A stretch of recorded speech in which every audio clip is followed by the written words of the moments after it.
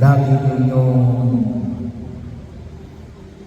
idalangin na magkaroon kayo ng lakas upang makaligtas sa lahat ng mangyayari ito at makaharap sa anak ng tao. So bahagi yun na kung saan ay pinaalala sa atin ng buong kapal na tayo ay haharap sa harap ng tao, anak ng tao. Sa Diyos na ating pinaniniwalaan, tayo ay haharap sa paghukom ng ating Diyos. Kaya yung kanyang banay ay makaabot tayo hanggang doon sa kanyang kaharian. Alam yung kanyang banay ay maging handa sa lahat ng pagkakagawa. Bahagi yun na yung pinapaalala sa buong kapal na nawawag mawala sa ating kaisipan ng alin yung dapat na pagtunguhan natin ang direksyon na mapasama niya doon sa kanyang kaharian. Isa na baging ko rito ay alin yung baka mag-umon tayo sa kadakawan, mag-umon tayo sa pagdalasin, mag-umon tayo sa alalahanin ng daigdig na ito. Nakalimutan na natin ang Diyos. Nakalimutan na natin ang langit. Yang bahagi yun, sabi nga rito yung salitang pagkagumon ay sa pagkain, hindi naman masamang kumain. Kung ito'y masasalamin sa pagkain, okay. Malakas kang kumain, ay mga taong malakas kumain.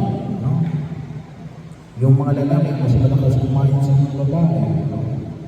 Yung mga may manual labor, mas malakas kumain kasi nag-exert yun ng lakas. Pero yung sinabi na mag-umon sa pagkatulong, ibig sabihin yan, malaki ka lang nakakain.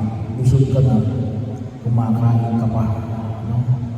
So, bahagi yun. Kung konting sakit lang natin, kakain ka rin ulit.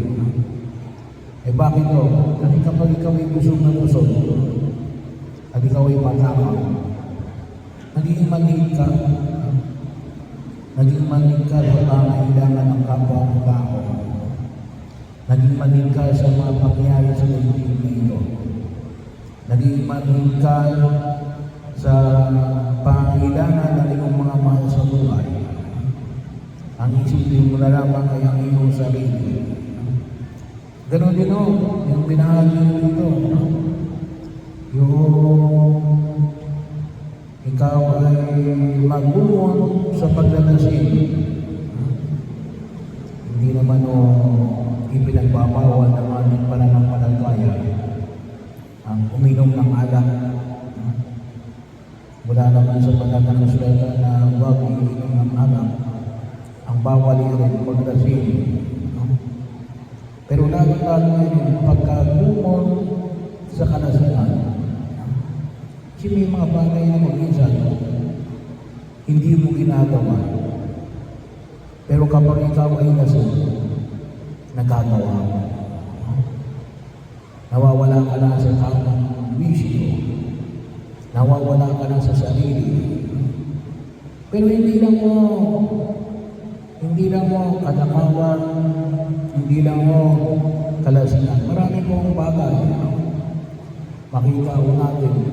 Pero dahil ang tumutuloy sa atin, addiction. Katulad yun ang halimbawa na addiction sa pinagbabawal ng gamot. Alam natin yan. Pero yung pinaadik ka na, hindi nawawala sa iyo. Babahagi mo siguro, pwede siguro yung mga bata. Kapag napansin ko minsan, yung inyong mga anak, yung inyong mga apo, kakainan. Ayaw pang kumain kasi bakit? Baka nanonood ng TV, kundi kaya ay nasa computer, hawak-hawak ang cellphone. Wala. Kahit natawagin mo, ay pumasok bakit? Addict na eh, no? Ganun yung mga addict. Hindi mo na makuha.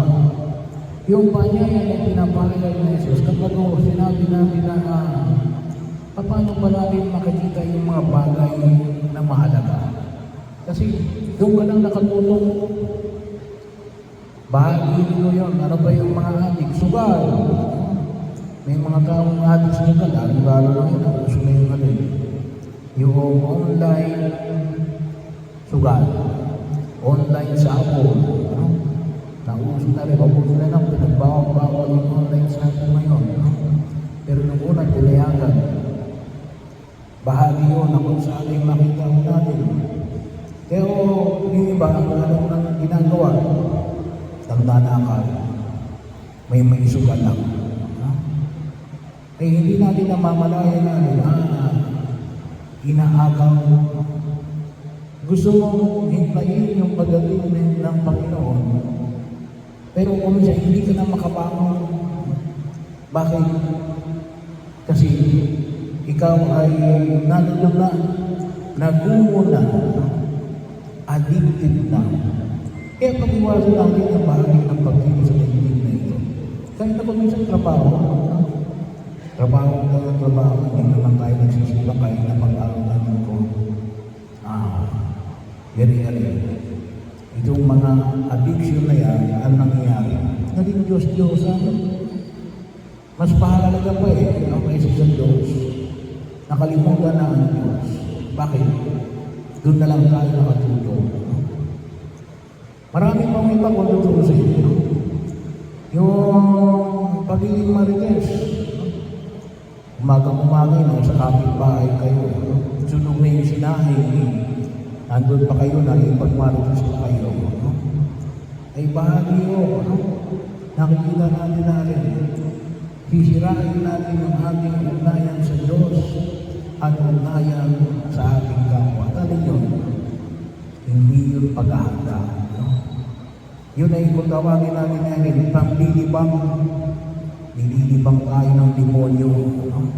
Hindi natin namamalayan. Unti-unti tayong inaagaw ng demonyo sa Diyos na hindi natin namamalayan. Bakit? Kasi ang nagiging abala tayo at nagumumon tayo sa mga bagay na naigdig na ito. At kapag hindi natin nagkanyang, ay kahit sabihin natin na gusto mo makita ang Panginoon, hindi ka na makababaw, mahirapan ka. Bakit? Nag-umon ka rin. Katulad natin ba sa ito, yung bata na addicted sa cellphone. Gusto pinapakain ng mga magulang, ayaw kumain. Bakit? Nakatulog yung sa cellphone. Ganon din yun. Kapag dumating ang anak ng tao, at hindi natin nag-check yung ating sarili, kahit sabihin natin na gusto ko, hindi. Nakalubog tayo sa kumunoy ng pagkagumon sa daigdig na ito. Kaya kailangan i-balance natin yung ating pagkilos sa daigdig na ito. Kapag bahagi o na kung saan ang panaya ng publika pala ihanda tayo saan? Ihanda tayo sa lahat ng panahon. Kapag yun yung pamamaraan ng kasamaan, libangin tayo sa talagang mission natin sa daigdig na ito, na kung ito sinari, paghahanda natin para sa buhay sa kabila. Kaya nga sa mga pagkakataon din, itulong natin si Maria na nawal ay